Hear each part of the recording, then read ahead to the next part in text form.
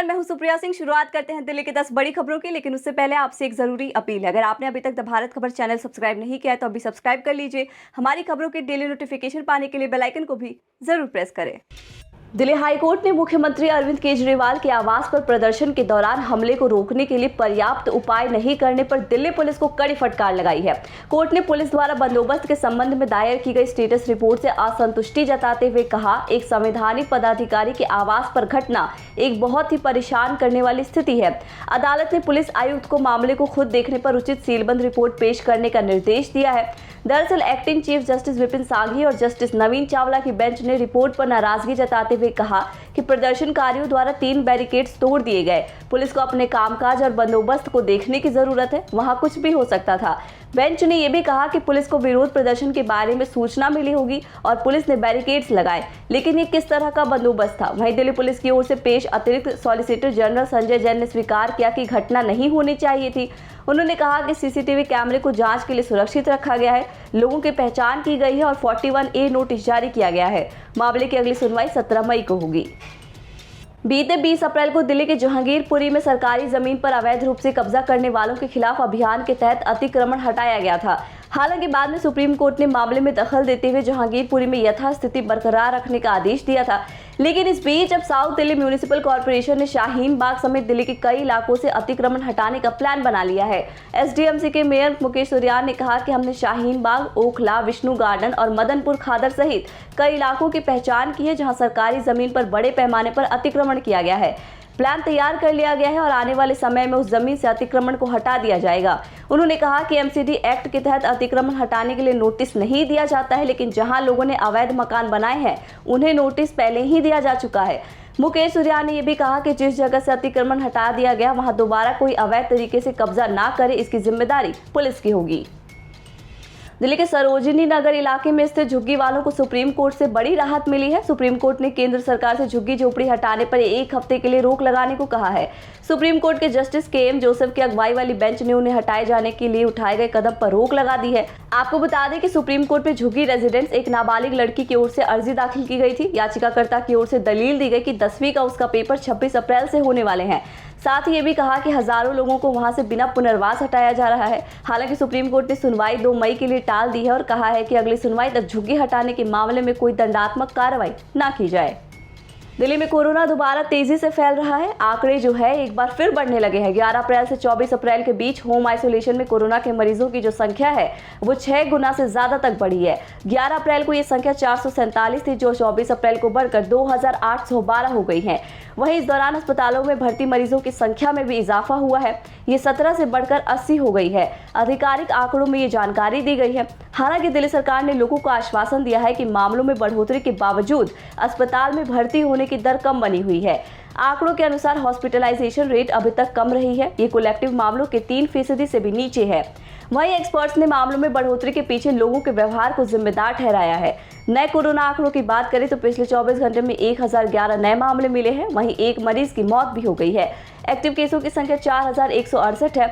आपको बता दें कि सरकार ने इस महीने की शुरुआत में मास्क लगाने की अनिवार्यता खत्म की थी, लेकिन 3 हफ्ते के भीतर ही इसे वापस लाकर लोगों के लिए सार्वजनिक स्थानों पर मास्क पहनना जरूरी कर दिया और उल्लंघन के लिए 500 रुपए का जुर्माना लगाने का नियम भी वापस आ गया है।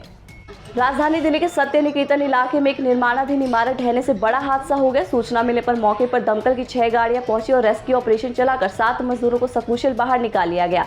हालांकि मिली जानकारी के अनुसार 2 मजदूरों की मौत हो गई है। फिलहाल बचाव अभियान जारी है।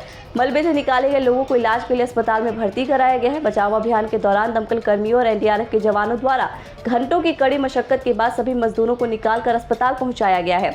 बताया जा रहा है कि जिस समय ये मकान गिरा उस समय उसकी मरम्मत का काम चल रहा था। इमारत के अंदर फंसे मजदूरों की पहचान बिहार के अररिया निवासी नसीम और उसके साले गुलफराज और बिलाल, अरमान असलम, फिरदौस और मोहम्मद अर्श आलम के रूप में हुई है। इस हादसे की जानकारी मिलने के बाद मुख्यमंत्री अरविंद केजरीवाल ने ट्वीट कर कहा था कि यह हादसा बेहद दुखद है।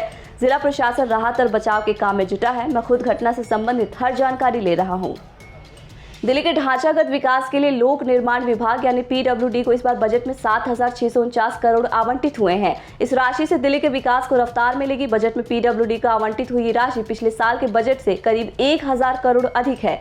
ऐसे में चालू वित्त वर्ष में योजनाओं पर तेजी से काम होने की पूरी उम्मीद है। 2 साल से कोरोना की मार झेल रही राजधानी दिल्ली में तेजी से विकास कार्य हो सकेंगे।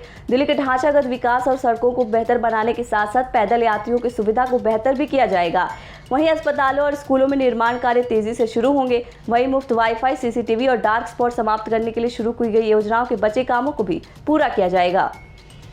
डीयू के छात्र सोशल मीडिया पर ओपन बुक परीक्षा आयोजित करने की मांग जोर शोर से कर रहे हैं। गौरतलब है कि डीयू फाइनल ईयर और सेकेंड ईयर के छात्र ऑफलाइन मोड में डीयू सेमेस्टर परीक्षा में शामिल होंगे, लेकिन एक बार फिर से कोविड के बढ़ते मामलों के कारण ऑनलाइन ओबीई परीक्षाओं की मांग भी बढ़ रही है।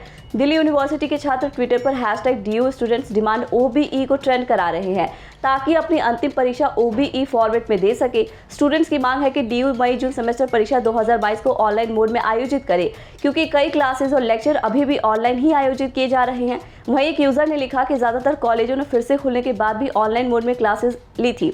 हमारे इंटरनल भी ऑनलाइन लिए गए थे, तो फिर हम ऑफलाइन परीक्षा में कैसे बैठ सकते हैं। एक दूसरे यूजर ने कहा, हमारी कक्षाएं ऑनलाइन आयोजित की जा रही हैं, तो परीक्षा ऑनलाइन भी होनी चाहिए। स्टूडेंट्स ने यह भी कहा है कि अगर ऑनलाइन OBE परीक्षा संभव नहीं है तो परीक्षा के हाइब्रिड मोड के लिए एक ऑप्शन दिया जाना चाहिए, खासकर जो स्टूडेंट्स बाहर के हैं। सीबीआई ने रिश्वत लेने के आरोप में दिल्ली पुलिस के एक इंस्पेक्टर सज्जन सिंह यादव और कांस्टेबल अमित लुच्चा को गिरफ्तार किया है। पुलिसकर्मी 2 लाख की रिश्वत लेने के लिए 1,750 किलोमीटर का सफर तय कर भुवनेश्वर एयरपोर्ट पहुंच गया था, जहां सीबीआई ने उसे धर दबोचा। सीबीआई के अधिकारियों के मुताबिक एक शिकायतकर्ता ने बताया कि एक मुकदमे में चार्जशीट कोर्ट में दाखिल हो चुकी थी, जिसमें उसका नाम गवाह के तौर पर दर्ज था। लेकिन उस केस के जांच अधिकारी इंस्पेक्टर सज्जन सिंह यादव ने पीड़ित से संपर्क किया और कहा कि अगर वो 4.5 लाख रुपए नहीं देगा तो सप्लीमेंट्री चार्जशीट में उसे आरोपी बना दिया जाएगा। पीड़ित से कहा गया कि 24 अप्रैल को भुवनेश्वर एयरपोर्ट पर आ जाए, जहां पर कांस्टेबल अमित लुच्चा उससे संपर्क करेगा। फिर सीबीआई ने ट्रैप कर एयरपोर्ट से कांस्टेबल को 2 लाख की घूस लेते हुए रंगे हाथों गिरफ्तार कर लिया। दिल्ली पुलिस की स्पेशल सेल ने 5, 10 और 20 रुपए के नकली सिक्के बनाने वाली फैक्ट्री का पर्दाफाश कर फैक्ट्री मालिक नरेश कुमार समेत 5 लोगों को गिरफ्तार किया है। पुलिस ने सबसे पहले 22 अप्रैल को टिकरी बॉर्डर स्थित पीवीसी मार्केट से नरेश कुमार को गिरफ्तार किया। उसके पास 10 रुपए के 10,113 नकली सिक्के बरामद किए गए। वो पीवीसी मार्केट में अपने एक साथी को नकली सिक्के देने आया था। अप्रैल के आखिरी हफ्ते में बाहर निकलना दिल्ली वालों के लिए भारी पड़ने वाला है। मौसम विभाग का अनुमान है कि इस हफ्ते कुछ जगहों पर पारा 46 डिग्री तक जा सकता है। IMD के अनुसार 27 और 28 अप्रैल को सफदरजंग बेस स्टेशन का तापमान 43 से 44 डिग्री तक पहुंच सकता है। मौसम विभाग की माने तो राजधानी के कुछ हिस्सों में दिन के वक्त पारा 45 से 46 डिग्री को छू सकता है। इसका मतलब ये है कि अप्रैल के सर्वाधिक तापमान का रिकॉर्ड टूट सकता है। दिल्ली में अप्रैल के महीने का अधिकतम तापमान 45.6 डिग्री रहा है। 28 अप्रैल से राहत मिलने की जरूर उम्मीद है, जब वेस्टर्न डिस्टर्बेंस का असर पूरे उत्तर पश्चिम भारत पर पड़ेगा। आप देख रहे थे दिल्ली की 10 बड़ी खबरें। हमारी बाकी खबरों के अपडेट्स पाने के लिए चैनल को सब्सक्राइब कर लीजिए। नमस्कार।